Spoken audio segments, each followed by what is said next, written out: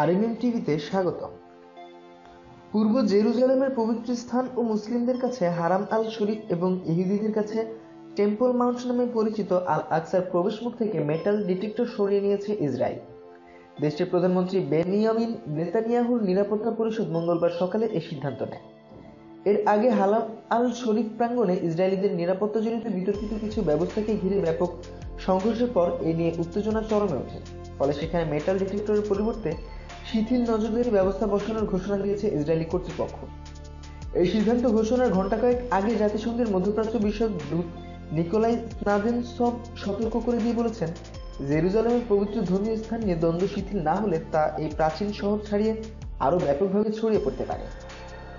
উল্লেখ্য, হারাম আল শরীফে ঢোকার মূল পথে দুজন পুলিশ কর্মকর্তার মৃত্যুকে ঘিরে মেটাল ডিটেক্টরের মতো নিরাপত্তা ব্যবস্থা চালু করা হয়, যা ফিলিস্তিনিদের ক্ষুব্ধ করে তোলে।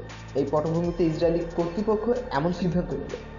তার ঘণ্টা কয়েক আগে সোমবার এই সংকট নিয়ে রুদ্ধদ্বার বৈঠক করে জাতিসংঘের নিরাপত্তা পরিষদ। বৈঠকের পরই জাতিসংঘের মধ্যপ্রাচ্য বিষয়ক দূত বলেন, কারোই ভুল করে ভাবা উচিত হবে না এটি শুধুমাত্র একটি স্থানীয় সমস্যা।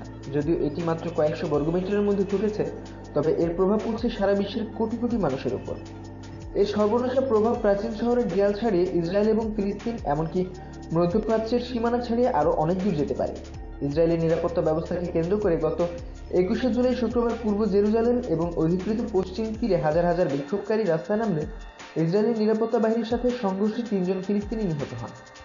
একই দিনে অধিকৃত পশ্চিম তীরের একটি ইহুদি বসতিতে হামলা চালিয়ে 3 জন বেসামরিক ইসরায়েল নাগরিককে হত্যা এবং অপর একজন আহত করে একজন ফিলিস্তিনিরা। জেরুজালেমের পুরনো শহরের আল আকসা মসজিদ প্রাঙ্গণটি মুসলমানদের কাছে তৃতীয় পবিত্রতম স্থান এবং ইহুদি ধর্মের সবচেয়ে পবিত্র স্থান হিসেবে স্বীকৃত। 1967 সালের মধ্যপ্রাচ্য যুদ্ধের পর থেকে পূর্ব জেরুজালেম ইসরায়েলের দখলে রয়েছে। এ সংক্রান্ত আরও বিস্তারিত তথ্যের জন্য এবং আরও নিউজ আপডেট পেতে সাবস্ক্রাইব করুন এবং আরএমএম টিভির সঙ্গেই থাকুন। ধন্যবাদ।